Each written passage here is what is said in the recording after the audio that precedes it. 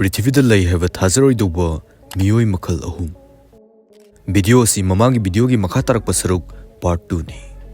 Part 1 yengdriba yaurgadi wana si hana soidana maki yengbiyo. Number 1. Moken Tribe. Moken haina khangnaba Miyoi Kanglup asi Andaman Sea isida leibani. Prithivigi mi ayamba leikangda loina leiba ngaktani dabu masigi Miyoi sing asidi matam ayambada isingda dum lei. Makhoigi apunba mi masing asi lising ahumuk oigani haina phongdukli. Moken Tribe asi matam matamgi mafam hongduna island amadagi island amada chattuna leiba tribe makhal amani. Miyoi sing asi matam ayambada isingda dum leiba kangphalda pakna leitabana ayambani. Makhoina samudragi ising asida kabang haina khangnaba hi macha asida mayum oiraga lei. Miyoi sing asi isingda kamdongna hingani habsi fazana mamut tana khanglaba miyoi ngaktani. Aduga makhoigi haksang asisu isingda sum leirakpadagi isingda leiba hainanaba ibop tawkhrabani. Samudra manungda irupa matamda Moken Tribe ki miyoi sing asi yamna kuina sor thingba ngami. Aduga miyoi bigi haksangda yawba spleen hariba organ asisu atai miyoi singdagi makhoina chawba hele haina phongdukli. Maram asina Moken Tribe asi ising manungda kuina sor thingba ngamlibani. Aduga samudragi ising manung asida kumba matamda makhoigi mamit asisu adum phajana pangba ngami amadi loina mayak sengna uba ngami. Tribe asigi thajanaba wari amada makhoigi ancestor sing asi thainagi matamda kangphalda ningthogi manai oina leirami haina thajanai. Aduga ningthaudugi masanupisi samudrada lupkhraga mangkhibudagi ningthauduna Moken Tribe asida masanupidu phangnaba thirau phangjufo lakanu haina hairakhi haina thajanai. Matam madudugi hauraga Moken Tribe asi samudra asida mayum oiraga leikhibani haina su thajanai. Adubu scientist singna di masigi wari asi thajaba ngamlamde. Scientist singna tawkiba research samagi matungina Moken Tribe asi ngasidagi chahi lising taruk ki mamangda China gi south thangba sarukta leirambani haina thajanai. Mafam dudagi makhoisi sumsum saithokraga South Asia gi island singda leikhibani haina thajanai. Aduga island sida kangphalda leiringai matamda isingi level asi sumsum wangkhalakpudagi makhoisi samudra asida hi macha asi tawraga mayum oiraga leikhibani haina phongdukli. Moken Tribe ki miyoi singidi hi macha asina makhoigi mayumni. Masida chak thongpham chafam amadi tumpham su loina yauribani. Aduga matam ayamada angangsingsu ising asida iroiduna sanaraga lei. Adubu samudragi ising asida hi macha asida leiba haibasi khudongthiba kayadi mayoknaribani. Karigumba kanda nongli nuksit akanba tawroktuna awaba taba kayasu yaudaba natte. Maram asina tribe asidagi mi kayasu mafam asi thadoktuna chatkhiba kayasu yauri. Asumna tribe asigi mi masing asi nongma nongmagi sumsum hantharakle.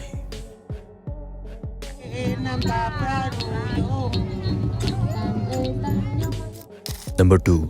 Korobo Tribe. Korobo Tribe natraga Daslala haina khangnaba Miyoi Kanglup asi Brazil gi indigenous people ni. Tribe asi Western Amazon gi Beldo Zabari hariba mafum asida leibani. Makhoisi prithivigi huziki civilization asi yadaba atopa miyoi singdagi lapna leiba Miyoi Kanglup amani. Tribe asiga ahanba oina unakhibasi 1972 gi matamda tribe singbu mutkidanaba semba agency team amana chatluba asini. Adubu makhoigi khongsa adu mai pakpudi oikide maramdi mafam aduda changluba miyoi kyagi mathoi mangkirami. Madugi matungda matam kuina mafam asida kanamdana changba ngamkide. Adubu 1996 ki matamda researcher Sidney Pochelo amadi journalist Paul Raphael na chatuna tribe asiga mai pangna wari watai shanaki madi mateng kyasu tawki. Asumna matam adudagi tribe asida agency aduna matam gi lena singdagi ngakthoknaba hidak kyasu mateng tawri. Adubu tribe asi ngasing asisu atopa misingna changakpa matamda hatpa tuppagi davukti udum sathari. Khwaidagi latest oina makoina hatkhiba mi asi 2020 gi matamda jungle aduda u yanba lakpa miyoi ahum hatkhiba asini. Tribe asi jungle aduda sanga tanduna amadi jungle aduda hoba pambi sing charaga hingi. Makhoigi maru oiba khuchukhlai asi khara nakpagina club asina oi aduga khara lapagina poisonous dart sizinai. Poisonous dart asi atopa misingna changakpa matamda lumduna leiraga kaplakani aduna mafum asida changbasi yamna khudong thiningai oi. tribe asina makhoi ga thangnana leiba atopa tribe singsu hek hatokpi aduga makhoi maselgi maraktasu yamna toina khana chaina bathui miyoi singsi yamna sathiba mi ama hatpada karisu leite khanba miyoi ngaktani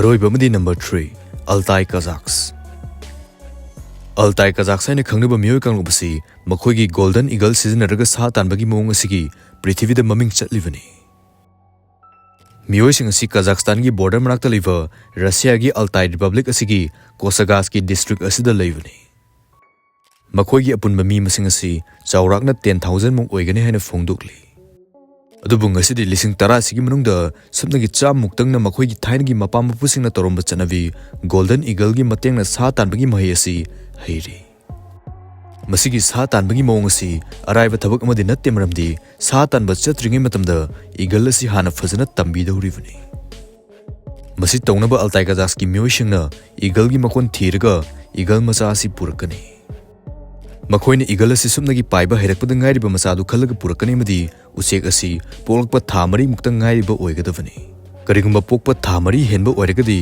golden eagle asi tambibada yamna awaba oi duga eagle asi yarikai amom khangani maramdi amom asina hena sathiba amadi chawbusu hele asumna eagle macha asi koine mapuduna yoklaga sikar kya tambigani amadi usek aduna mapu aduna haiba ilakpa matam aduda ahanba oina sa tanba phugani sa tanbagi matam asi ayamana ningtham thagi matamda oi makhoina fox corsac amadi karigum kanda hairs kumsu hali Altai Kazakhs ki miyoi singna sa tanba chatpasi sagolda tonglaga golden eagle asi makhoi gi makhoda tonghalaga chatkani aduga eagle asida sa adu halunaba taklaga paikhadanngani eagle aduna wangna paikhalaga sa adu tamna yungna paitharaklaga hatgani asumna eagle asi Altai Kazakhs ki miyoi singdi imung manungi mi amaga chap manana hingminai eagle asiga mapu asiga yamlabda chahi 6 phawbutang leiminai